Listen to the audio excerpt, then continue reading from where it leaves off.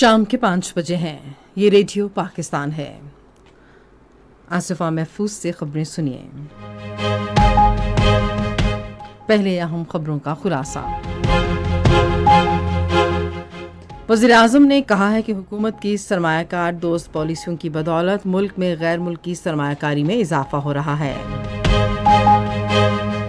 چین نے غیر ملکیوں کے تحفظ کے لیے اسلام آباد میں خصوصی تحفظ یونٹ کے قیام کی تعریف کی ہے۔ نائب وزیر اعظم نے کہا ہے کہ پاکستان امریکی ایوان نمائندگان کی منظور کردہ قرارداد کے جواب میں ایک قرارداد منظور کرے گا۔ ICC T20 عالمی کپ ٹورنامنٹ کا دوسرا سیمی فائنل آج گیانا میں انگلینڈ اور بھارت کے درمیان کھیلا جائے گا۔ اور اب خبریں تفصیل کے ساتھ۔ وزیر اعظم شہباز شریف نے متعلقہ حکام کو ہدایت کی ہے کہ وہ سرمایہ کاری اور تجارت کے شعبوں میں آذربائیجان کے ساتھ اقتصادی شراکت داری مستحکم کرنے کے لیے ایک جامع لاہ عمل وضع کریں۔ انہوں نے وسطی ایشیائی ممالک خصوصاً آذربائیجان کے ساتھ اقتصادی اور تجارتی تعلقات کو فروغ دینے کے بارے میں آج اسلام آباد میں ایک اجلاس کی صدارت کرتے ہوئے کہا کہ پاکستان اور آذربائیجان کے درمیان تجارت اور سرمایہ کاری کے وسیع مواقع موجود ہیں۔ انہوں نے پاکستان کے منفرد تصویراتی محل وقوع کو اجاگر کرتے ہوئے کہا کہ پاکستان وسطی ایشیائی ممالک کے لیے سمندری راستوں کے ذریعے ایک قدرتی راہداری ہے۔ وزیر اعظم نے کہا کہ پاکستان اور آذربائیجان کے درمیان دیرینہ برادرانہ تعلقات ہیں جو اشروں پر محیط ہیں۔ انہوں نے کہا حکومت کی کاروبار اور سرمایہ کار دوست پالیسیوں کی بدولت ملک میں غیر ملکی سرمایہ کاری میں اضافہ ہو رہا ہے۔ اجلاس کو بتایا گیا کہ آذربائیجان کے ساتھ ترجیحی تجارتی معاہدے کے لیے بات چیت جاری ہے کیونکہ آذربائیجان کے ساتھ توانائی کے شعبے میں تعاون کے وسیع مواقع موجود ہیں۔ وزیر اعظم کو دونوں ملکوں کے درمیان کاروباری اور تجارتی حجم اور سرمایہ کاری کے مواقع میں اضافے کے لیے اقدامات کے بارے میں بھی بتایا گیا۔ چین نے غیر ملکیوں خصوصاً چینی باشندوں کے تحفظ کے لیے اسلام آباد میں خصوصی تحفظ یونٹ کے قیام کو سراہا ہے۔ اس بات کا اظہار وزیر داخلہ محسن نقوی اور ان کے چینی ہم منصب کے درمیان نیو یارک میں ایک ملاقات میں کیا گیا۔ ملاقات میں قانون نافذ کرنے والے اداروں کی تربیت، جدید اسلحہ اور ٹیکنالوجی کے استعمال پر بات چیت کی گئی۔ چین کے وزیر داخلہ نے داسو واقعے کی تحقیقات میں پیش رفت پر اطمینان کا اظہار کیا۔ انہوں نے پاکستان کے قانون نافذ کرنے والے اداروں کی واقعے کی تفتیش میں پیشہ ورانہ مہارت کی بھی تعریف کی۔ چین کے وزیر داخلہ نے محسن نقوی کو ستمبر میں چین میں ہونے والے عالمی سلامتی فورم میں شرکت کی دعوت دی جو انہوں نے قبول کر لی۔ قومی اسمبلی کو آج بتایا گیا کہ حکومت نے پاکستان کے حوالے سے امریکی ایوان نمائندگان کی منظور کی گئی قرارداد کا نوٹس لیا ہے۔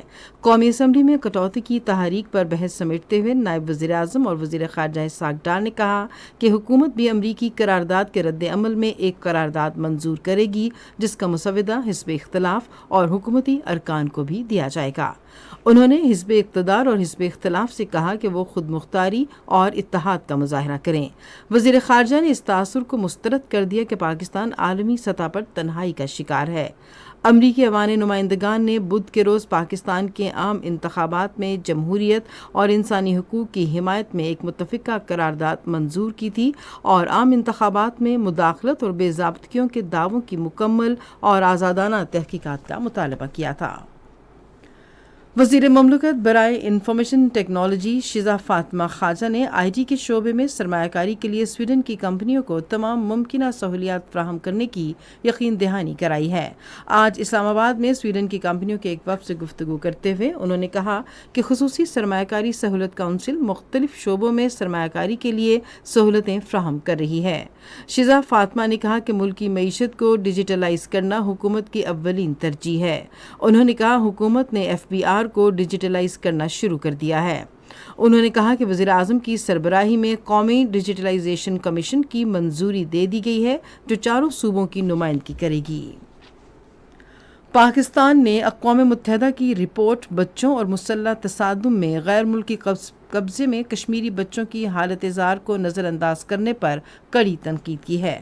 آج اقوام متحدہ کی سلامتی کونسل میں رپورٹ پر کھلی بحث میں بات کرتے ہوئے پاکستان کے سفیر منیر اکرم نے رپورٹ کی مسلسل اور واضح ناکامی اور بھارت کے غیر قانونی زیر قبضہ جموں کشمیر اور فلسطین کے بچوں کی حالت زار کو جان بوجھ کر نکالنے پر تنقید کی۔ ICC T20 आलमी कप का दूसरा सेमीफाइनल आज गयाना में प्रोविडेंस स्टेडियम में इंग्लैंड और भारत के दरमियान खेला जाएगा। मैच शाम 7:30 बजे शुरू होगा। इससे पहले ताराबोआ में पहला सेमीफाइनल में जनूबी अफ्रीका की टीम अफगानिस्तान को 9 विकेटों से शिकस्त देकर फाइनल में पहुंच गई। आलमी कप का फाइनल हफ्ते को खेला जाएगा। इसी के साथ खबरें ख़त्म हुई। मज़ीद खबरों और तज्जियों के लिए विज़िट कीजिए हमारी वेबसाइट radio.gov.pk और फेसबुक के link radio Pakistan news official पर बराह रास्त वीडियो स्ट्रीमिंग भी मुलाहिजा कीजिए।